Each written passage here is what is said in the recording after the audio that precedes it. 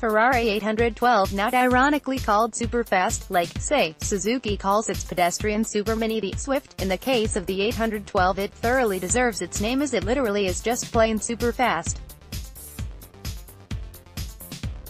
This is acceleration run video uploaded by Paul Englert Onboard, shows the 812 sprint from 0 to 300 km per hour with launch control enabled on an airstrip. Its specs say the Superfast weighs 1,525 kilograms, has 800 PS, 718 Nm from its non-turbo V12 engine, and has a top speed of 340 km per hour. Without a turbocharger on its big front-mounted V12, the 812 is a bit of a dinosaur in the current context of constantly downsizing, force-fed engines, a trend which Ferrari is still bucking for its larger and more exclusive models.